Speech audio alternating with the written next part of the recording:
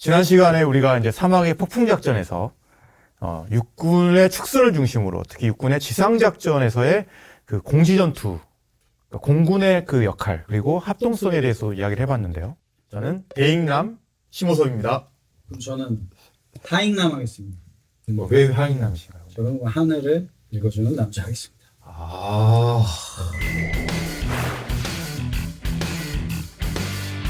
조지 부시 대통령이 군사작전을 개시했다라는 것을 이제 공식적으로 발표를 하게 됩니다. 네. 그리고 몇 분이 채 지나지 않아서 많은 TV 방송사에서 바그다드 주변에 폭탄과 미사일이 이게 아니고 그렇죠. 이렇게 떨어진 겁니다, 지금. 저희도 중요한 건 전략 타겟팅이라는 얘기가 나오는데 중요한 국가 시설들, 지휘부, C4I, 노드 이런 데로 같이 들어갑니다. 그래서 한 번에 신경 조직을 마비시키기 위한 거죠. 아, 네. 그리고 2단계는 나머지 잔존 방공망 세력부터 아예 제공권을 확보하겠다는 목표로 잡기 시작한 거죠. 그래서 공군 작전이 그렇게 39일간 시작하는 발표가 통합해졌어요. 아, 네네. 목적은 지금 전투에서 이기는 게 아니라 전쟁에서 그것도 빠르게 승리를 하기 위해서 표적 타겟팅이 시작됐고 전략 폭격이 시작된 거죠. 그래서 이 전쟁을 어떻게 여러 가지 요소로 빨리 끝내고 효과적으로 끝내고 어떻게 보면 이번 작전의 컨셉이었죠. 맞습니다. 단기간에 최소 희생으로 최대 결과를 만들어내겠다라는 거죠. 예, 그래서 이렇게 하려면 뭐가 필요하냐? 공군력으로 활용을 합시다. 이렇게 된 컨셉이라고 이해를 하시면 되겠습니다. 사실 뭐 그렇기 때문에 이라크군 입장에서도 되게 황당했을 것 같습니다. 그렇죠. 이런 본인들이 자리가- 상정했던 그 전선은 분명히 앞에 있고 네. 지역이 이렇게 있는데 그렇죠. 느닷없이 이 수도 부분부터 해서 두드려 맞으니까 네. 정말 황당했을 것 같아요. 네. 이게 이라크군은 전통 소련, 구소련의 교리를 가지고 있잖아요. 네네. 첫 번째 전투의 목적은 적의 전투력 경멸. 정멸이죠. 네네. 철저하게 포위 선멸이기 때문에 이거를 기대했다가 저게 야전군은 안 나타나고 왜 하늘에서 폭탄만 떨어지지? 좀 맞습니다. 황당했을 겁니다. 네네. 합동군 사령관 노먼 쇼츠커프 장군이 항공력을 대대적으로 이용을 하자. 근데 이제 혹자는 이게 공군 중심의 작전이냐 그게 아니라 육군 중심. 네. 이 합동 작전을 전쟁을 이반을 할 때 어느 네. 정도의 항공력을 이용할 것인가를 음. 잘 이용한 사례라고 봐야지. 이게 육군이 했다, 공군이 했다 이렇게 보시면 약간 이제 그렇죠. 악유가 싸우는 거, 예, 싸우자는 예. 거죠. 이제 그러면 지상군을 사랑합니다. 뭐 아무튼 이제 스와츠코프에 대한 그러니까 그 생각은 저는 이제 확실히 이 사람은 이제 지상군 중심이었다고 생각을 하고 다만 그 공군 구성군 사령관 그러니까 그런 여러 이제 참모들한테 많은 권한을 또 줬던 부분이 분명히 있었던 것 그렇죠. 같습니다. 네. 구역적인 부분을 보면 네. FB 이북의 지역은 네. 공구사 사령관의 일임을 함으로써 네네.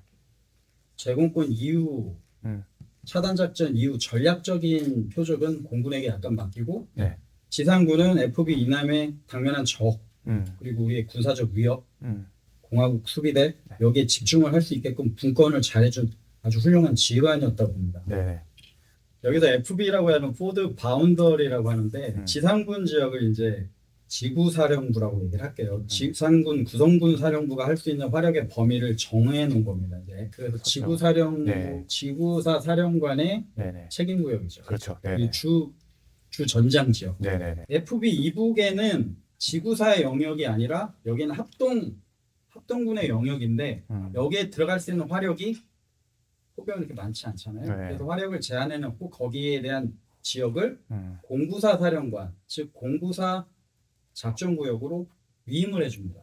그래서 FB 이북에서 전략적 폭격을 마음대로 할 수 있게끔 작전에 허용을 해준 게 분권을 해준 거죠. 그래서 네. 지역적으로 FB 이북을 공구사 책임지역, 남쪽을 지구사 책임지역 이렇게 해서 가고 우리가 지금 들어가려고 하는 합동 작전의 개념은 FB 이남에서 거의 많이 나오겠죠. 네. 네, 오늘 이제 본격적으로 이야기가 들어갈 텐데요. 그 이야기가 담긴 문서를 제가 또 준비를 해봤습니다. 일단은 지금 7대의 B-52 폭격기가 출격을 했대요. 가장 긴 공중 전투 임무를 했다. 당시 B-52 폭격기의 비행 시간이 35시간이었답니다. 예. 그러니까 이거는 와. 2001년도에 아프가니스탄 전쟁에서 B2가 44시간의 비행을 하기 전까지는 최장거리 비행을 했던 작전이었던 거죠. 네. 그래서 이제 35시간이면 뭐 이건 상식적으로 생각해 봤을 때 미 본토에서 출발했다는 거잖아. 그렇죠. 그러니까 이번에 이제 B2가 오퍼레이션 예, 미드나잇 맞습니다. 예. 했던 것처럼 그때도 뭐 한 37시간 걸렸다고 하는데 네. 똑같은 걸 이미 옛날에 했더라고요 보니까. 그렇죠. 컨셉은 이미 네. 예전에 네. 개념이 먼저 오고 그다음에 네. 이제 B52가 B2로 바뀐 거라고 야. 이해를 쉽게 하시면 되는데 미군군 제2 폭격 비행단 소속 B52H 폭격기 7대가 루이지애나주 박스테일 공군기지에서 이륙을 합니다. 아, 이 B52 호텔 폭격기 임무는 이라크군의 지휘통제센터, 통신망, 발전소, AGM 86C 이게 뭐냐면 에어 라운치드 크루즈 미사일. 이게 우리 토마호크가 맞습니다. 배에서 배에서 올라오고 올라오는데 딱 위에서 B52에서도 떨어진다. 발사합니다. 아. 토마호크의 공중 버전이라고 보시면 되고요. 그러면 최대한 근접 안 해도 되겠네요. 멀리서부터 그냥 뚝 때리고 가면 되는 전략 거네요. 그러니까요. 예. 아, 역시. 순항 미사일로 정밀 타격하는 건데 아까 말씀하신 대로 35시간을 비행을 해야 되면 루이지애나에서부터 거푸만까지 올라면 공중급여를 수도 없이 받아야 돼요. 아, 급유 작전에 총 망라를 한 겁니다. 아, 중간중간 급유 포인트를 줘서 네네. 중간중간 태평양 사령부 어디 사령부 다 급유기가 동원됐겠죠. 그러다 여기까지 들어오는데 35시간. 근데 지금 주목을 할 게 있어요. 네. 우리가 지금 35시간을 얘기를 하잖아요. 음. 근데 전쟁이 일어나기 전에 떴거든요. 자, 그리고 아까 대통령께서 전쟁 발표를 개시를 했지. 얘기를 하잖아요. 그때 같이 발사를 했을 겁니다. 즉 타임온 타겟을 맞춰놓고 언제 떨어지는 걸 다 계산해놓고 대통령님 발표하시죠. 발표하는 순간 땅 떨어지는 역할을 토마호크도 했지만 공군의 전략 폭격도 그런 식으로 한 거죠. 그렇기 때문에 이 작전이 극비 중에 극비 작전이었던 네, 것 그게 같습니다. 네. 만약에 알려졌으면 중간에 차단을 당했겠죠. 네. 다른 적국들한테 항로에서 위협 탑건 같은 거 보셨죠? 아, 네, 맞습니다. 보면 적기들이 나타나도 못하게 하고 네. 그거 없이 음. 35시간 만에 공중급유를 받아서 본토에서 와서 타격하고 돌아가는 엄청난 능력을 보여준 거예요. 네. 지금 우리가 봤을 때 그냥 와서 때리고 갔지 그게 아니라 미국은 음. 우리가 지금 이래라고 지금 엄청나게 쇼 오브 포스, 쇼를 보여주고 있는 거예요. 이렇게 할 수 있다 우리는. 네, 장거리에서. 거기에다가 네. 정밀무장으로 타격까지 했잖아요. 깜짝 놀랐어요. 네. 진짜 이라크군 입장에서 이게 어디서 나타난 거지? 네. 전혀 예상치 못했던 공격일 것 같은데요, 이건. 이래서 다른 신조어가 나타나죠. 글로벌 스트라이크. 아, 지구의 어떤 표적이든지 어떤 공간에 우리가 타용을 해서 24시간 이내에 우리가 타격이 가능하다. 글로벌 스트라이크라는 용어가 나오기 시작합니다. 네. 그리고 이번에 보여줬잖아요. 오퍼레이션 미드나잇 해머. 아, 저는 B2로 바뀌었습니다. 예. 그렇게 정말 빠르게 타격할지 몰랐습니다. 시간을 준다고 해서 뭐 시간을 줄 동안 날라오고 있었어요. 그러니까 진짜. 예. 거리를 보면 아. 14,000마일. 네. 또 킬로미터로 따지면 한 26,000에서 27,000 킬로미터가- 계산 빠르십니다. 저는 지금 1.6을 곱해서 이거 지금 머릿속으로 엄청 하고 있었는데 1.6은 육상마일이고요. 공군은 해상마일입니다. 아, 1.8. 1.8입니다. 공군은. 네. 육상마일은 이제 운전할 때 아, 네네. 나머지는 해군과 공군은 1.8. 노티카 마일입니다. 아, 그러면 한 네네. 2만 네. 뭐 러프하게 2만 7천 킬로미터 정도 날아왔다. 근데 12년 동안 이 기록이 안 깨지는 거죠. 보면 B-52 아직도 건재합니다. B-2, B-1, B-52 3대 미국의 전략 폭격기 아직까지도 동원되고 있죠. 아, 네네. 지금으로부터 34년 전입니다. 네, 이미 지금 다 말씀해 주신 대로 미국은 그 당시에도 이미 장거리 비행, 그리고 이게 장거리 비행을 하기 위한 공중 급유, 그 다음에 정밀 유도 무기, 그 다음에 이 GPS 이런 모든 것들을 통합적으로 운영할 수 있는 정말 이미 지금의 어떤 미국의 실력을 다 갖춘 거라고 볼 수 있네요. 그렇죠. 네. 이미 할 수 있는 작전의 개념, 동원할 만한 그 자산들은 다 해놓고 이제는 그 개념에 따라 무기 체계가 약간씩 바뀌고 보다 정밀화되고 고도화된다고 보시면 될 것 같습니다. 그래서 교리의 측면은 이때 사막의 폭풍 작전에서 어느 정도 완성도를 높였다라고 이렇게 해석을 하시면 될 것 같습니다. 네네. 근데 여기서 보시면 이 작전에서 시도된 이제 공군의 전략과 전술이 이제 사담 후세인 정권의 모든 핵심 노드를 빠르게 초토화시키는 건데요. 왜냐하면 전쟁을 빨리 끝내기 위해서 축차가 한 번에 모든 축선에 가용한 전력을 다 사용하기 위해서 표적을 한 번에 빨리 제거하기 위해서 패럴럴 어택이라는 내용이 여기서 나오고 있어요. 네.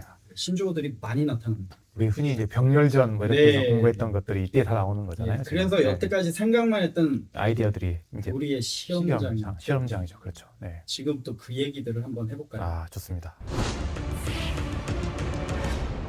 사막의 폭풍 작전에서 적용하려고 했던 에어랜드 배틀은 지상군이 작전을 하는 동안에 공군이 그 후방에 있는 중심 지표에 있는 적군을 공격해주는 공중과 지상의 말 그대로 복합 개념 네. 혹은 합동 작전이었던 네. 겁니다. 그런데 이 걸프 전쟁 사막의 폭풍 작전에서는 공군만 39일 동안 주구장창 작전했습니다.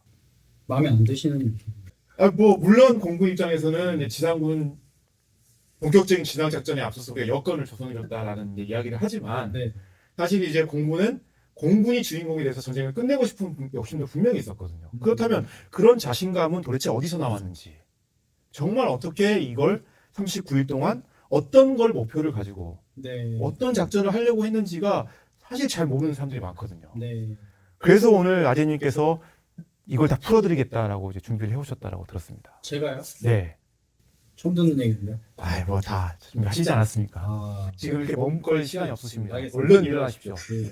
네. 복수당한 네, 아닙니다. 일단 네. 그러면 에어랜드 배틀의 큰 전제를 깔고 네. 이번에 사막의 폭풍 작전에서 공군이 어떤 교리를 어떻게 수행을 했는지 좀 그렇습니다. 지상군 입장에서는 참 듣기 어려운, 어려웠던 얘기를 좀 네. 해보겠습니다. 동물의 독자적인 어떤 그런 이야기를 좀 해주시면 네. 좋을 것 같습니다. 똑같이 일어나서 나가서 일어나서 하셔야 됩니다. 이거 뭐 저만 당할 수 없잖아요. 지금. 네. 나가보겠습니다. 네. 다음에 하게 되면 제가 또 쓰겠습니다. 번갈아 가면서. 다음엔 없는 걸로. 알겠습니다. 자, 네. 자 기존의 에어랜드 배틀에 대해서 얘기를 했는데요. 저는 저는 지금 여기서 EBO에 대해서 얘기를 좀 해보고 싶어요. EBO 효과 기반 작전이라고 하잖아요. 네. Effect Based on Operation. 그렇죠. 네. EBO 개념을 가기 전에 우리가 먼저 가야 될 내용이 좀 있어서 그거를 간략하게 먼저 말씀을 드리고 얘기를 하겠습니다. 뭐냐면 전략 타겟팅이라는 얘기를 좀 드릴게요. 왜 공군하면 전략 폭격 이 얘기를 하는데 전략 타겟팅이 상당히 중요합니다. 1차 대전, 2차 대전, 우리 전략 공군 이런 얘기 많이 나올까요? 네.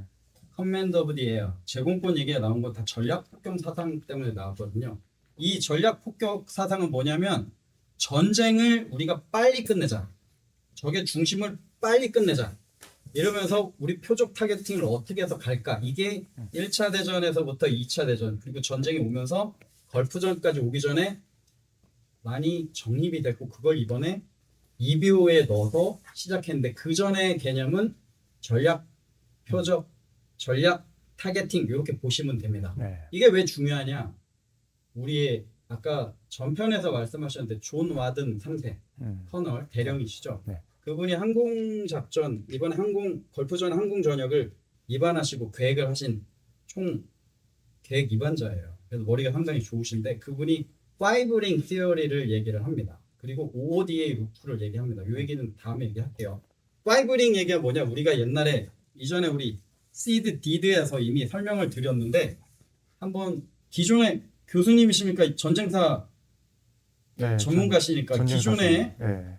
뭐 1차 대전 이전에 공군이 있기 전에 우리 병종들 보병, 기병 뭐 해서 싸울 때 선형작전 또는 평령작전을 하잖아요. 그렇죠. 네네. 그래서 중요한 거는 예를 들겠습니다. 어떤 한 나라를 치고 들어와서 왕을 잡아서 이 나라를 우리나라를 만들고 싶다. 그럼 부대가 진군을 하잖아요. 겉에서부터 깨면서 들어가야 되죠. 그렇죠. 네. 제일 먼저 만나는 뭐 만리장성이 될 것이고 중국이라면. 네. 갑자기 벽을 만드시네. 말라니까 갑자기 벽이 네, 군대를 만나게 되죠. 적의 야전군을 네. 깨고 들어가야 되잖아요. 그렇죠. 특히 옛날 뭐 나폴레옹 러시아 보면 야전군 깨고 들어가고 이제 소도를 진입하는. 그렇죠. 그래서 주력 회전을 하려고 하는 거죠. 계속. 그렇죠. 네. 대회전을 통해서 적의 전투력 경멸이 먼저 시작됩니다. 이게 네. 전통적인 우리의 군사적 사상이고요. 그렇습니다. 네. 그래서 단계별로. 필드 포스 5링의 마지막 링의 바깥에 있는 지금 이 문서는 뭐냐면 링을 5개를 평면화시킨 겁니다. 그래서 링이 첫 번째 링의 핵심 코어는 리더십이다. 이게 5링 두 번째는 키 프로덕션 이게 뭔지 몰라요. 그 나라의 키 프로덕션이 뭐냐 나라마다 다를 수 있죠. 네. 그 다음에 인프라스트럭처 그 나라가 가지고 있는 농업국가냐 공업국가냐 다를 수 있죠. 거기에 예. 따라서. 네. 그 다음에 population 음. 이게 인구 또는 이제 인구라고 보기보다는 국민성. 혹은 전쟁 수행 의지. 뭐 이런 그렇죠. 것들이죠. 약간 이제 소프트웨어적인 네. 얘기고요. 마지막에 필드 포스 이게 야전군입니다. 전통적으로 야전군을 깨고 들어가면서 아 저게 의지가 말살되고 공장을 부시고 뭐 얘네 우리는 원유를 원해 니네나 원유를 우리 가져갈게 이런 식으로 가서 왕 앞에까지 왔어요. 항복할래 죽을래 부하가 될래 오케이 뭐 하겠습니다. 이러면서 나라가 없어지죠. 이게 전통적인 파이브링의 방식입니다. 그러니까 저런 구성 요소들을 어떻게 보면 하나의 그 유기체로 본 거네요. 인간으로 그렇죠. 하나의. 예. 예, 그런데 이번 항공 전역 걸프전에서 나온 항공 전역은 이 5개 역할을 밖에서부터 순차적으로 들어오지 않고 전쟁 목표를 빨리 달성할 수 있는 가장- 첫 번째 요소는 리더십이다. 리더십을 빨리 없애자. 그럼으로써 이 나머지는 많이 얘기 안 하더라도 적의 전쟁 수행 능력 의지 다 떨어질 것이다. 그렇죠. 그래서 이거를 할 수 있는 군총은 공군이다. 공군이다. 예. 왜 육군은 다 거쳐서 파이브링의 바깥에 링부터 들어와야 되잖아요. 근데 이게 아니라 한 번에 적의 심장부로 갈 수 있는 병종이 공군이다. 그래서 이번 합동작전에서 주도 사령부 주도 역할을 공군으로 상정한 겁니다. 그래서 이러한 역할, 이런 교리가 파이브링 티어리가 적용된 사례인 거죠. 그래서 초반에 아까 토마호크 예. B-52가 때린 게 처음에 저게 야전군이 아니라 저게 C4I 맞습니다. 예. 지휘통신. 왜 지휘통신을 때렸을까? 마비시키려고 하는 거죠. 그냥 네, 사담 후세인 노드. 네. 죽이면 되는데 음. 근데 사담 괴벨스 있잖아요. 네. 괴벨스가 히틀러의 지휘 능력을 막 선전을 하잖아요. 음. 선전을 못하게 방송국부터 때리는 겁니다. 음. 지휘 뭐 방송하는데 우리는 잘 싸고 있어 이런 얘기도 아예 못하도록 암흑을 만드는 거예요. 저의 리더십 이해되셨나요? 네. 이게 파이브링의 전통적인 방식과 걸프전에 나타나는 방식이 다른 겁니다. 자, 이 파이브링에 따라서 요 표적들이 타겟팅 돼 있습니다. 뭔지 몰라도 엄청난 수만 개의 표적들이 잡혀 있어요. 그래서 그거를 표적화해 놨어요. 이해되시죠? 네. 그럼 이 표적을 어떻게 어떤 방식으로 쓸 것이냐 그걸 이제 우리가 EBO로 풀어보겠습니다. 표적은 옛날부터 있었고 전략 표적 타겟팅의 능력은 옛날에도 다 있었어요. 근데 이거를 어떤 우선순위로 뭘부터 쓸 것이냐 이해됐죠? 근데 여기서 재밌는 얘기가 있어요. 이게 제가 공부를 하다가 어느 나라 지도를 보다가 파이브링이 여기 있네. 잠깐 봤습니다. 여기 보면 링들이 보이잖아요. 바깥에 링. 아까 말씀드렸던 파이브링 중에 마지막 야전 두 번째 링, 세 번째 링, 네 번째 링. 아니 잠깐 이게 우연의 일치예요? 아니면 뭐 진짜 이게 공부를 하다 보니까 뭐가 보였는데 제가 그때 하나 느꼈습니다. 여기가 어디게요? 힌트 드릴까요? 자, 모스크바. 야, 그러면 아까 그 제일 가운데 있는 원이 크렘린이네요.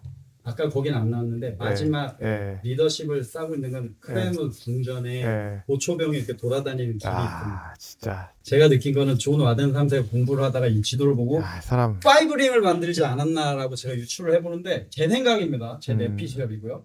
제 오피셜이기도 하고요.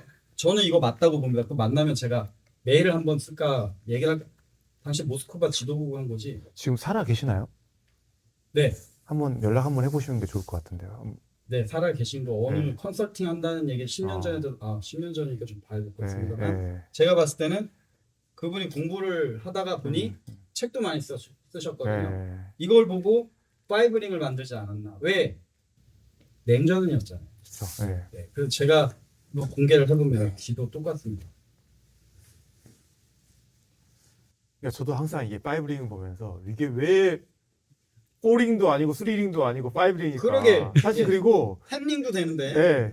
그 군대랑 인구 말고 나머지 세 가지는 다 비슷비슷합니다. 뭔가 느낌이. 껴 맞춘 느낌. 예, 딱 그 느낌이 들었거든요. 아, 왜냐면 이 이해하네. 모스크바가 아까 크렘을 앞에 졸로또이 깔조가 뭐냐면 이 링이에요.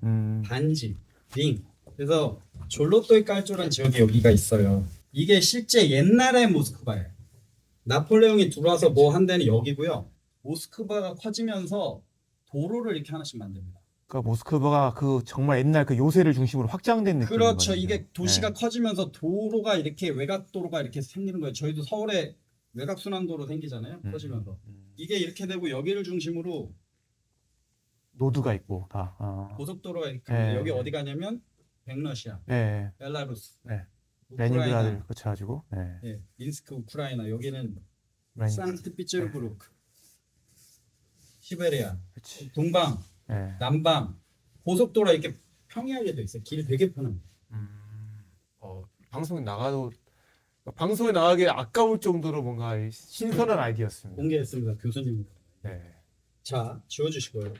자, 파이브링이 이 걸프 걸프전에서 어떻게 이용을 했냐. 먼저 표적군이 카테고라이징 됐다고 말씀드렸잖아요. 네. 여기서 그러면 합동군 사령관의 입장으로 전쟁을 보겠습니다. 어떤 게 우선순위일까?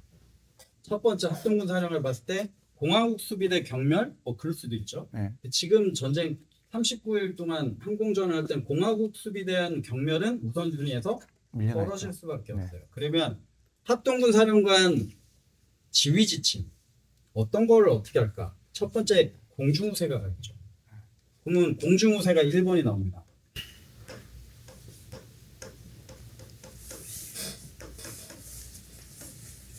자, 공중우세에 맞는 표적 타겟팅이 쫙 될 겁니다. 여기에 1번이라는 얘기는 공중우세죠. 2번 적 리더십. 리더십 네. 리더십. 아까 1번이었죠. 네네. 리더십. 표적들이 막 나오겠죠. 그죠? 3번. 인프라스트럭처 전에 했던. 뭐 리더십인데 이제는 네. 뭐 예를 들게요. 예를 들어 여기에서 공화국 수비대를 넣어볼게요. 적 지상군 경멸. 표적들이 이렇게 쭉 나가겠죠. 그리고 해구사 지원, 뭐 지구사 지원, 해구사 지원, 뭐 연특사 지원, 뭐 이런 식으로 작전 목표들이 쭉 나옵니다. 그럼 여기에 맞는 표적들이 이미 공군에서 타겟팅을 다 해놔요. 그럼 이게 우선순위를 누구한테 받느냐?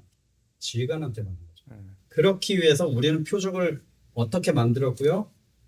예를 들어서 2,000개 표적을 만들어서 여기 우선순위에 맞게 타겟팅을 이렇게 해놨는데 우리 공군력이 연합 공군력이 하루에 쓸 수 있는 소티가 1,000소티입니다. 결국 우리는 오늘 하루 1,000개 표적을 때릴 수 있습니다. 연합사령관이 뭐부터 때릴까요? 요 순서대로 때립시다. 추천을 합니다. 오케이. 그럼 요 순서대로 여기를 공중작전을 하는 겁니다. 근데 그 순서대로 때린다는 게 효과를 고려해서 때리는 거잖아요. 효과는 아니고요. 일단 네. 표적만 먼저 말씀드립니다. 오케이. 예, 알겠습니다. 표적과 효과는 좀 이따. 네네네. 표적만 이렇게 해서 표적들이 어떻게 이런 표적이 이번에 목표구나. 이렇게 들어갑니다. 자, 여기에서 표적들이 나와요. 자, 공중우세. 이를 위해서 표적 중에 하나를 보겠습니다. 제일 먼저 타격해야 될 표적, 적 방공망. 그리고 여기 리더십, C4I. 이렇게 예를 들게요. 우선순위에서 방공망, 에어 디펜스. 방공망 시설 제가 그 역할을 했습니다. 방공망 시설을 어디까지 며칠에까지 장악을 하고 때리고 뭐를 명령을 주면 여기에 대한 표적들이 쭉 나옵니다. 뭐 레이더, 포대 1, 2, 3, 4, 5 뭐 쭈쭈쭈쭈 나와 있어요. 그러면 여기서 이비호를 얘기할게요. 방공망을 타격을 하라. 얘 SA2라는 미사일 기지가 있어요. 얘를 때려야 돼요. 목표는 SA2를 무력화하라고 냈어요. 때리든 말든 상관없습니다. 여기에서 가야 될 거는 SA2의 발사대 6개, 레이더가 2개가 있어요. 그리고 이거를 폭가 지수를 여기 무장에서 추천을 합니다. 무슨 폭탄을 어떻게 써라. 사건 매버릭 보시면 저게 갱도가 얼마니까 난 폭탄 얼마짜리 4발을 달게요. 한 대로 하니까 4대로 가겠습니다. 이런 얘기가 여기서 나오는 거예요. 과학적으로 나옵니다. 그래서 이걸 가지고 폭탄을 그러면 8발이 필요하네. 우리 가지고 있는 폭탄이 몇 발인지 몰라요. 그런데 오늘 1,000소티를 써야 돼요. 최대한 줄여야 되겠는데요, 저희가. 폭탄이 부족하죠. 효과가 필요합니다. 뭐를 때려야 얘를 무력화시킬까? 발사대 6대를 때려야 될까? 전편에서 우리 레이돔 이스라엘에서 레이돔 자 레이더 2개만 없애자. 목표는 무력하니까. 그렇죠. 네. 발사를 못해요. 네. 이게 바로 이비호입니다.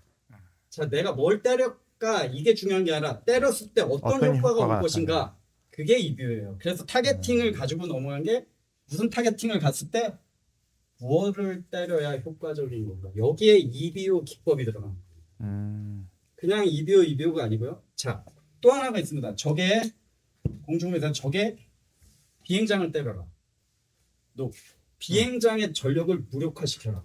이 2가지 방법이 있어요. 비행기를 가서 다 폭격을 하든지 떠 있는 애를 없애든지. 근데 떠 있는 애를 없애기는 쉽지 않아요. 근데 여기서 또 다른 효과가 하나 나옵니다. 비행장이 이렇게 있어요. 이게 활주로예요. 이렇게 이제 택시웨이들이 있어요. 그리고 얘네 이라크군의 전투기는 여기서부터 나옵니다. 택시웨이를 통해서. 근데 이 활주로라고 하는 게 깊이가 엄청납니다. 폭탄 웬만한 폭탄으로 쪼개지지가 않아요. 그죠? 그러면 여기에 무기 추천을 받았어요. 아, 우리 안 된다. 프랑스나 영국의 토네이도가 활주로 공격용 포탄 2-1달 막 쏘고 하는 게 있어요. 미군은 그거 잘 안 쓰거든요. 그래서 몇 대가 어떻게 들어가? 아, 쉽지 않은데 여기에 예를 들어서 제이담이 30발이 들어가야 돼. 여기도 끊어놓고 여기도 막 하려니까 우리 무장 필요합니까? 30발 딴 데 써야 되잖아. 자, 효과 어디다 때릴까? 택시에 때리자. 비행기가 못 나오게. 그러면 마비가 되잖아요. 그게 효과입니다. 그래서 첫날 택시를 때리면 재밌는 게 얘네가 복구를 할 거 아니에요. 전술 용어 나옵니다. 깐데 뚜까.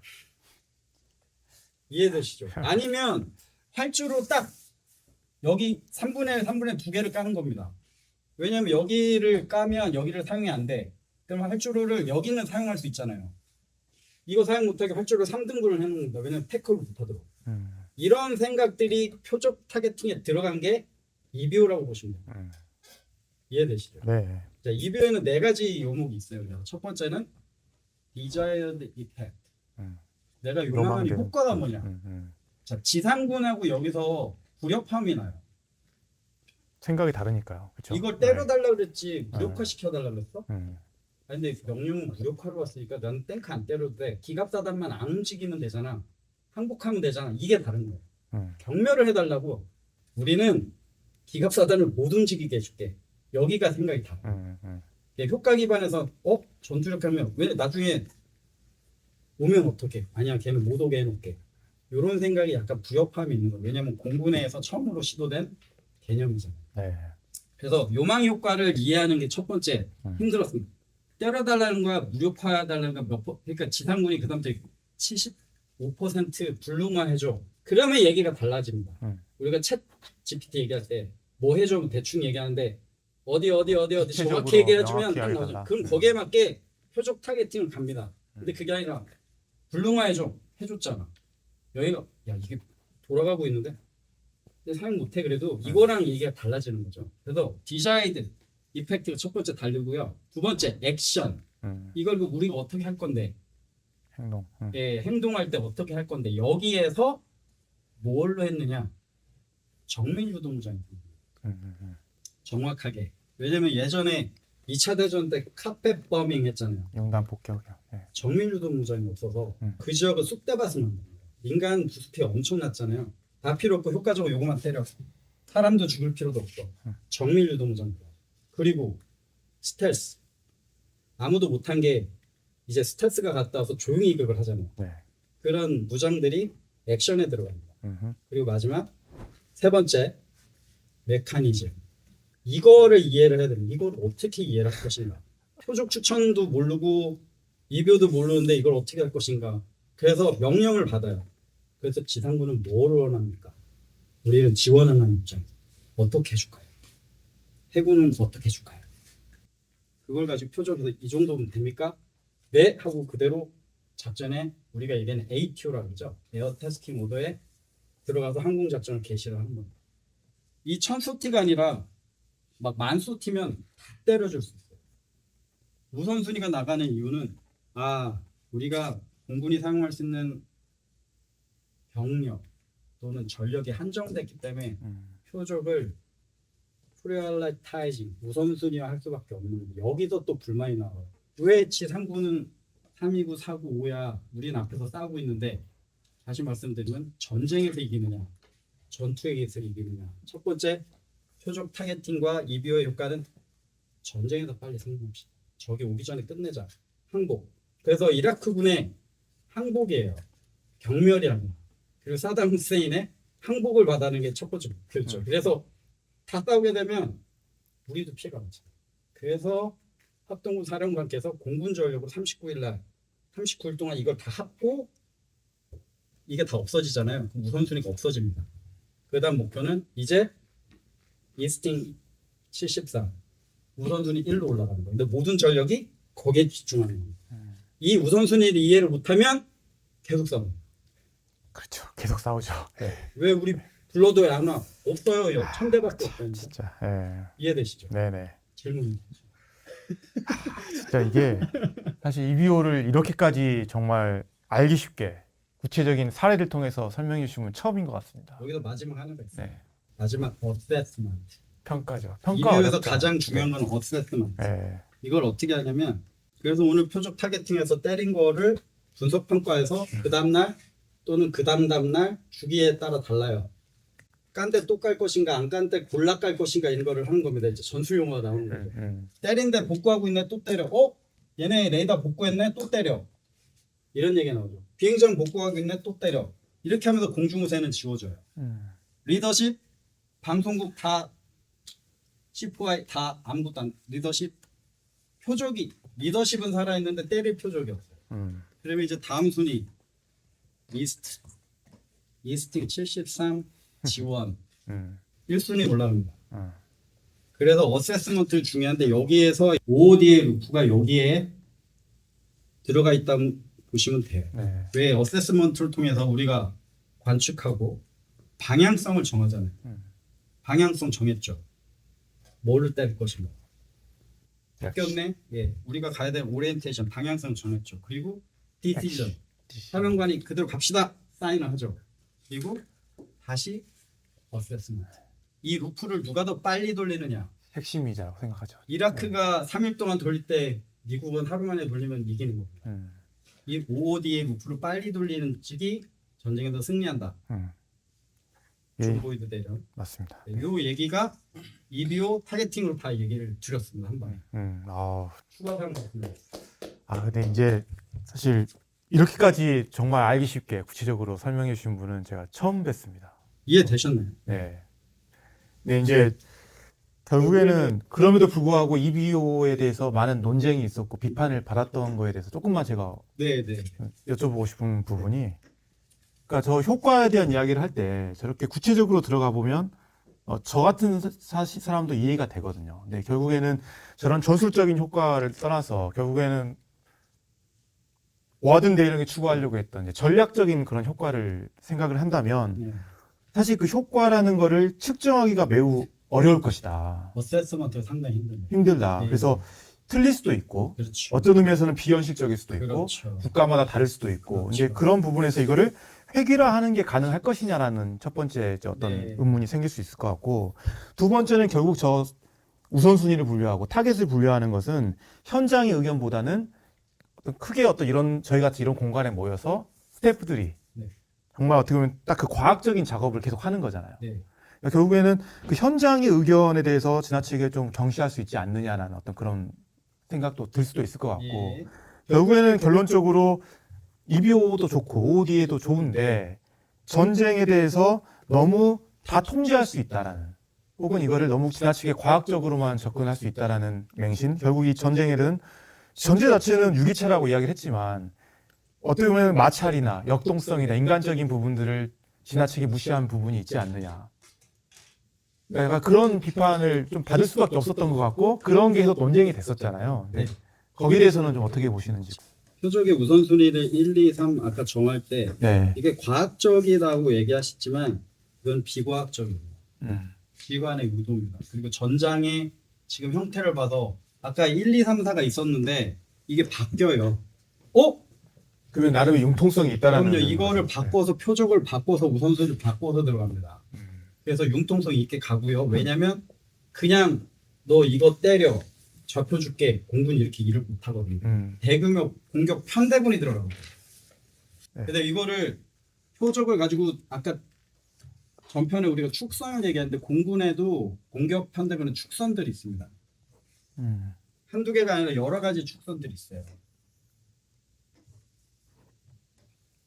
해안으로 들어가면 좋겠죠. 적의 위협이 없으니까 들어가면서 시드 첫 번째 해주면서 그 다음 표적들이 뭐지 하면서 회랑을 해서 돌아오고 치고 돌아오고 이러면서 뒤에 ISR 전력들이 들어가서 네. 어세스먼트를 비대로 바로 봐서 바로 줍니다. 걸프전에서 잘한 게 ISR 전력이 비대를 빨빨 줘서 5대 루프를 빨리 돌려서 지상군 이거 타격된 거 맞아? 해군 맞아? 타서 안 때려도 돼 안 때려도 돼 이런 게 빨리 돌려게 된 거죠. 비인간적인 논리는 우선순위를 정할 때는 육군에서 이거 해줘 안 됩니다. 죄송합니다 비인간적인데 이래서 싸워요. 왜냐면 그럼 해군은 뭐야? 해군 밑에서 해군 가만히 있어. 그러니까 저 우선순위 저런 융통성이 있고 변화할 수 있는 거는 결국 합동작전을 추구할 때에 대한 문제인 거고 네. 어떤 의미에서. 근데 결국에는 우리가 5원 이론을 이야기를 했으니까 어쨌든 그 5원 이론에서 가운데 중심부에 대한 우선순위 높을 수밖에 없는 거잖아요. 그거는 철저하게 이제 과학적인 거로 볼 수 있는 거 아닙니까? 과학적인 거와 네. 아트의 영역이 같이 들어간 거를 음. 뭘로 풀어냈냐면 타겟팅으로 과학적으로 풀어냈다고 보시면 됩니다. 왜냐하면 이 무기 효과는 얼마기 때문에 무장은 뭐가 들어야 되고 근데 우선순위보다는 얘보다는 얘를 때리자. 왜냐면 물량을 너무 많이 쏟는 것보다는 우리 가성비 있는 전쟁을 해야 되잖아요. 네. 그러다 보니까 표적이 나오고 이 표적 대량 생산해서 대량 뽀개던 카페폼에서 효과적으로 합시다. 그리고 우리 우선순위 합동작전에서 지금 우선순위가 뭡니까? 이런 게 나오고 나중에 만약에 여기서 해구사가 상륙작전을 할 거예요. 네. 우선순위가 바뀌는 상륙작전 거죠. 예, 바뀌는 모든 공군 전로 추천을 지금 해주신 이야기가 어떻게 보면 좀 추상적일 수도 있고 어떻게 보면 그렇죠. 이론적일 수도 있는데 과연 이 전쟁에서는 과연 그 현실에는 또 어떻게 적용이 됐는지 이게 중요한 이게 좀 풀어내야 될 것 같습니다. 이게 액션 네. 말씀을 드릴게요. 아까 이제 전 시간에서 이제 이스팅 73에 대한 73 작전 요소를 잠깐 봤는데 일단 축선을 제가 가상의 축선을 한번 그려볼게요. 네. 이렇게. 공군 입장에서는 더 중요할 수도 있겠네요. 축선이 이렇게 보니까 아닌가? 이게 이런 게 궁금한 거죠. 일반 사람들 입장에서는. 네. 육군 입장에서는 너무 중요한데 저게 네. 공군은 하늘을 그냥 마음대로 날아다니니까. 저 마음대로 못 날라가는. 네, 알고 있습니다. 바란 대로. 여기 FSCL이고 여기가 FB라고 할게요. 네. 그러면 아까 지상군 사령부 지구사의 영역은 FB까지였잖아요. 그렇죠. 네. 그러면 어떻게 보면 아까 FB가 여기까지라고 볼게요. 그냥 예를 들어서. 예를 들어서 네. 그러면 여기에는 지구사의 영역이죠. 그렇죠. 지상군의 활동 영역. 네, 그러면 여기서 공군의 영역을 잠깐 보면 여기가 예를 들어서 FSCL이라고 얘기할게요. 네, 허락을 받고 들어가야 네. 되는 지역. 네. FSCL에서 FB 이 지역에서 우리가 공군 작전하는 걸 CATS라고 합니다. 네. 근데 이제 이게 공지전투의 교리에 따르면 종신전투 지역이죠. 저 지역도. 그렇죠. 네. 그리고 FB 제가 아까 설명한 FB 이북의 지역은 색깔을 파란색으로 해볼게요. 여기는 이제 공구사 사령관, 그렇죠. 네 책임 구역이에요. 여기에 전략 작전은 지역. 공구사가 알아서 합니다. 네. 여기 작전은 지구사에 맞춰서 공군이 지원해 주는 역할이죠. 네. 그래서 캐스나 인터딕션 전장 차단. 여기서 이루어지고요. 네네. 우리가 제가 약간 EBO 이런 거 전부 다 표적은 다 같이 들어갑니다. 근데 여기서 재밌는 게 이스팅 73 전투 전에 39단 항공 전역을 하면서 이라크의 반공 시작됐습니다. 우선순위가 바뀌었어요. 자, 적 공화국 수비대 무력화, 경멸. 네. 경면 몇 퍼센트 나오겠죠. 그러면 타겟팅 할까요? 몇 사단 기갑부대 뭐 나올 거 아니에요. 네. 얘네가 움직이네. 그렇지. 고정 표절. 네. 지휘소 때렸어요. 오 알겠어요. 음. 나와야 되는데 숨어 있네. 찾아야 되죠. 모래 속에 숨어 있고 공군한테 주도는 아니지만 줬어요. 그 과업이 여기에도 들어가고 여기서 들어갑니다. 지상군 괴멸. 야 이거 어떻게 잡지? 여긴 알겠는데 여긴 지구사 때려달라면 때렸는데 이거 어떡하지? 머리 깨집니다. 이거 어떡할까? 왜냐면 탱크 다 숨어 있어요. 안 나와요. 그리고 얘네가 스커드 쏘기 시작하네. 여기서 우선순위가 또 나와요. 이라크에서 이스라엘로 스커드 발사를 하죠. 그럼 공군의 과업이 표적의 추천이 지상군하고 스커드. 미사일 발사대를 무력화시키는. 스커드. 스커드 무력화. 그러면 발사대를 때리든 미사일 때리든 공군이 표적 타겟팅을 하는 거예요. 이 두 개 주요 과업이라고 예를 들을게요. 공화국 수비대 그리고 스커드. 그는 모든 전력이 올인하는 겁니다. 근데 모든 전력이 어떻게 올인을 해요? 편대군 없이. 편대군은 고정 타겟을 많이 때리고 왔잖아요. 이제는 움직이는 타격들 때려야 되는데 언제 어디서 나타날지 모르잖아요. 여기서 조인트 스타가 채공을 하면서 적을 다 보는 거예요. 조인스타가 또 나오네요. 예. 예. 보면서 우리가 표적은 고정 표적이 있지만 움직이는 표적들이 있어요. 그리고 우리가 작전 구역이 여기였는데 없다가 나타난 애들도 있어요. 맞잖아요. 요 군단에서 표적화했는데 옆에서 날라온 애들 있네. 공군에서는 아는데 얘네 표적이었잖아요. 이쪽 군단 표적을 때려줘야 되잖아요. 물어봅니다. 때릴 건가? 오케이. 그럼 때려줄게요. 근데 뭐지? 스커드야? 뭐야? 아 우선순위에 따라 표적이 들어가죠. 그런데 스커드 돌아다니면서 쏘잖아요. 여기서 스커드 헌팅이 납니다. 이런 거 어떻게 잡을까? 그리고 공화국 수비대 세칸 이선에서 들어오는 전력들 차단해줘야 되는데 밤에 몰래 들어오잖아요. 움직이잖아요. 이걸 어떻게 때려줄 것인가? 이제 공격 편대군 가지고 초반에 적국을 무력화하던 시대는 지났고 접촉 지원을 직접 해야 된다. 여기서 다른 아이디어가 나옵니다. 이 지역을 FB 이북의 지역을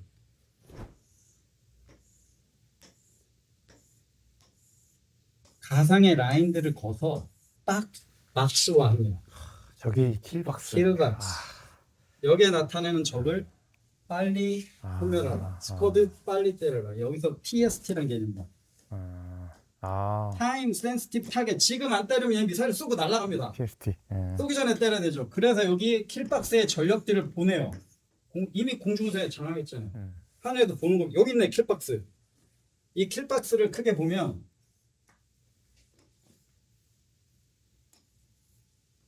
안에 또 작은 격자도로 이렇게 나눠져 있어요. 이걸 숫자와 헤드화돼 있고요. 너는 전력들 지금 1000대가 놀고 있어요. 공중부대 장악하고 육군 뭐 때려줬는데 저 공화국 수비대 때려줬는데 안 나타나. 지상에도 놀고 있어요. 놀지 말고 올라가. 채공해. 뭐가 채공해? 하드, 달군 F-16 올라가. 킬러 스카우터가 올라가는. 스카우터 알죠? 네. 게임해봐. 네.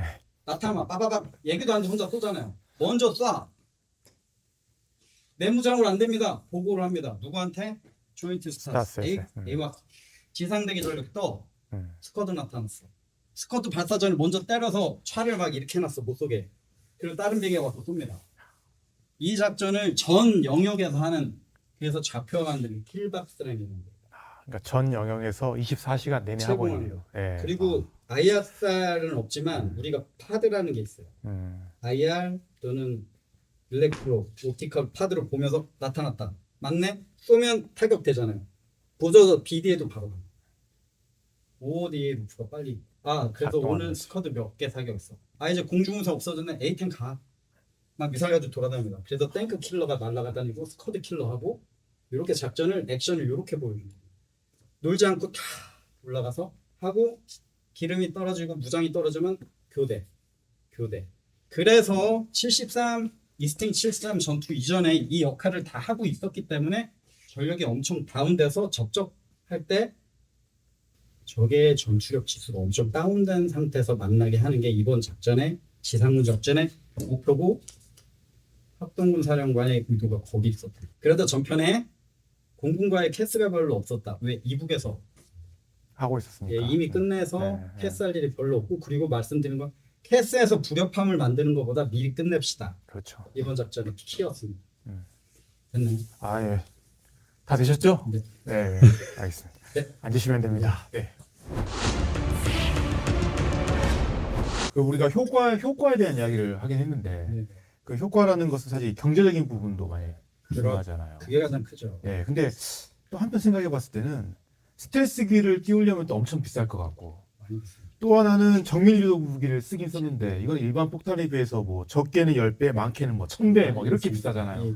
이게 과연 효과적이었다고 볼 수 있는 건가요? 그래서 우리가 당시 공군력 조사 나온 청문회 자료를 한번 볼게요. 아, 네. 이 그림에 보시면 이제 나오는데, 돈으로 다 환산했어요. 네, 이게 보시면 일반 전투기 네. 그리고 정밀 유도무장 네. 그리고 스텔스를 썼는데 돈이 아래로 보십시오. 어떤 게 비쌌는지. 그러니까 스텔스랑 정밀 무장을 함께 해버리면은 어마어마하게 비싸진. 그렇죠. 네, 조금인데도. 네. 예, 그런데 이쪽을 아, 그게 아니네. 예, 근데 다시 할게요. 예. 왼쪽에서 의외의 결과가 나왔는데요. 예, 우리 옛날에 잠깐만. 우리 그냥 전투기 패키지만 들어간 게 좌측에 있고 네네네. 여기에 유도무장 정밀 유도무장 쓴 게 가운데 그래서 마지막 게 여기에 스텔스가 들어간 거. 그러니까 소수의 전력으로 다수의 전력 운영한 만큼 효과를 낼 수 있다는 효과를 거예요. 냈다. 이게 청문회 보고서에 나온 얘기라 미공군이 아니라 미의회가 깜짝 놀랍니다. 예상을 뛰어넘는. 저도 당연히 비쌀 거 아니야 그랬는데 해보니까 그만큼 전쟁을 수행할 때는 자금력이 경제력이 엄청나게 필요하다는 얘기죠. 그래서 스텔스 비쌌는데 이게 그래서 지금 스텔스 하는구나. 정확하게 요망하는 디자이드 이펙트를 주고 오는 그런 효과들. 그러니까 한 대만 있어도 일반 전투기의 10대 정도의 네. 역할을 수행한다. 돈이 보여주고 있습니다. 네. 근데 한편으로는 미군은 스텔스기도 있고 다른 것도 많았기 때문에 또 이게 가능한 부분이 있지 않을까요? 맞습니다. 스텔스가 그때 처음 또 처음이잖아요. 이상하게 생긴 네, 나이트호크. 예. 네. 공중에서 만나면 일반 전투기한테 안 됩니다. 근데 그쵸. 밤에 네. 안 보이잖아요. 네네. 그러니까 안 걸리잖아요. 네네. 그리고 공군 패키지가 한번 들어가려면 막 이것저것 꾸려야 돼요. 음. 시드, 디드부터 에스코트, 바디, 렉기, 레코나이센스. 근데 얘는 혼자 들어가서 유유히 떨어뜨리고 이게 아까 하모니 약간 곡에서 어떻게 보면 관현악, 엄청난 대관현악단이 가서 싸운다고 보면 여기는 콘체르토, 피아노 한 대가 보시면 될 것 같습니다. 네. 또 이제 이 사마이 폭풍 작전에서 공주 전투에서 합동 작전에서의 한계로 좀 문제점으로 이야기 나왔던 게 네. 방금 말씀하신 부분 FB 안에서 특히 이제 공군이 중심 지역에서 주로 활동한 부분도 분명히 있었지만 문제는 육군 입장에서는 너무 멀게 잡아놨죠. 네. 그래서 육군 입장에서는 당연히 내가 저만큼 기동할 거니까 네. 내가 알아서 할 거야라고 생각을 했는데 실제로 기동을 해보니까 저만큼 가지 못했고 네. 그러다 보니까 전력을 투사할 수 있는 그 공백 지역이 많이 늘어났다는 거잖아요. 그러면서 이제 이라크군 공화국 수비대 주력이 그 길로 빠져나갔다라는 게 사실 이 전쟁에서 엄청난 큰 두 개 화력의 공백 지역입니다. 블라인드를 네, 치고 가버려서 어느 누구도 타격할 수 없었다라는 게 이제 큰 문제가 됐었는데 네. 거기에 대해서는 좀 어떻게 보십니까? 이게 합동작전 차원에서 지금 그 말씀 잘하셨는데 FSC를 멀리했다는 건 지상군 하려고 알아서 하겠다라고 그렇죠. 했죠. 근데 지금 사막에서 그리고 고기동성을 바탕으로 한 작전에서 그게 가능할지는 봐야 될 것 같습니다만 거기에 대한 보안 장치가 필요합니다. 왜냐면 FSC를 그렇게 해놓으면 공군이 그 안에를 안 들어가거든요. 그렇죠. 그거 다 브리핑 받고 들어가기 때문에 뭐 다 얘기는 안 했지만 우리 99 브리핑이라는 게 있어요. 저기 어디 있고 묵은 지역 어디 있고 어디는 어떻고 방향은 어떻게 이게 다 있는데 우리가 갈 방향은 거기가 아니고 저기네. 그러니까 오라 그러면 우리 못 들어가는데 그럴 수 있죠. 그렇죠. 네. 결국은 공군은 지원, 주도는 지상군이에요.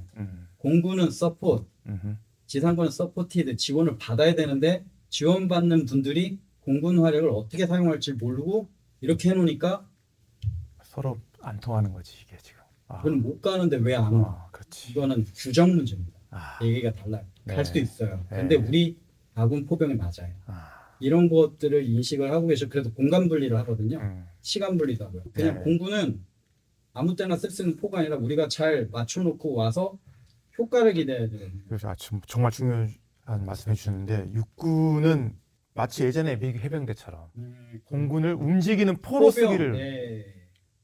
무빙 아틸러리로 이걸 쓰기를 원하는데 사실 그게 완전히 아닌 거잖아요. 이라크가 무빙 아틸러리로. 아틸러리로 쓰는 거예요. 네, 맞습니다. 사실 이제 우리가 여기서 이제 중요한 교훈을 얻어야 될 것 같습니다. 그러니까 미국처럼 법으로서 합동성을 명문화시키고 강제를 하고 교리와 제도를 정비한 군대도 걸프 전쟁에서 봤듯이 성공한 부분도 분명히 있지만 한계나 어려운 부분도 분명히 있었다라는 거잖아요. 그러니까 합동성을 실현하는 거는 결코 쉬운 일이 아닙니다. 정말 어렵습니다. 왜냐하면 합동성에는 단순히 어떤 절차나 명령 그 이상의 많은 조건들이 필요하기 때문인 것 같습니다. 네. 그래서 그 조건들을 여러 가지가 있겠지만 첫 번째가 이제 신뢰에 대한 부분이 필요할 것 같고요. 또 함께 운용할 수 있는 그 언어의 통일 이런 것도 필요할 것 같고 또 함께 계획할 수 있는 이런 것도 필요하고 그렇죠. 또 함께 훈련하고 교육도 같이 받고 이런 여러 가지 조건들이 선행되어야지 그나마 실전에서 작동할 수 있다. 네. 약간 이런 차원인 것 같습니다. 미국도 쉽지 않았다라는 거잖아요. 그럼 주는 의미가 확실한 게 하겠죠. 네. 그래서 다만 쉽지는 않지만 사실 합동성 없이는 현대전쟁은 수행할 수 없다. 네. 필패다라는 부분을 정말 우리가 인식을 하고 지금 제가 아재님과 이렇게 만났지만 합동성을 위해서 정말 저희가 많은 노력을 좀 해야 되지 않을까 싶습니다. 네. 이해가 되셨나요? 너무 오늘 의미 있는 시간이었던 것 같고요. 저는 재밌는 게 네. 1편에서 지상군 작전에 얘기 들으면서 이해를 많이 했고요. 네. 제가 나가게 하셔서 네. 제가 네. 했지만 거기서 이해를 좀 하셨다면 아유, 합동전의 시작은 저희 두 명에서부터 시작하는 게 아닌가. 네. 더 멀리 보지 말고 우리부터 이해하고 서로 이해를 했구나. 여기부터 시작하는 게 합동작전의 시작이 아닐까 이렇게 생각을 해봅니다. 맞습니다. 그래서 혹시 기회가 된다면 다음에 이제 지상작전 중심으로 제대로 뭔가 할 수 있는 거를 또 하나 만들어주시면 좋을 것 같습니다. 계속 왔다 갔다 하면서 서로 이해할 수 있는 기회가 더 많이 있으면 좋을 것 같습니다. 합동작전 말고 지상작전. 네, 한 번은 지상작전으로 하고 한 번은 또 이렇게 하면서 결국에는 전쟁이 이렇게 발전해오고 변화해 오면서 그렇죠. 왜 특히 이제 해군까지 해서 이 세 개 군의 협조와 합동이 중요한가를 좀 이렇게 거시적으로 좀 느낄 수 있는 기회가 많이 있으면 좋을 것 같아요. 알겠습니다. 근데 교수님 네. 약간 남 박사님 안 계셔도 힘들다고 하시던데 표정이 거의 힘든 표정이 이거 나오면 안 됩니다. 이런 거 나와야지. 방송에. 이거 나와야지. 오늘 좀 색달랐던 것 같습니다. 네, 너무 좋은 말씀 감사드리고요. 네, 너무 많이 배웠습니다. 죄송합니다. 네, 감사합니다. 자, 이제 그럼 마무리할 시간입니다. 극비문서 전쟁의 실마리 다음 시간에 뵙도록 하겠습니다. 감사합니다. 감사합니다. 교수님 그럼 다음에는 남 박사님이 나오는 거예요? 교수님 나오죠? 네.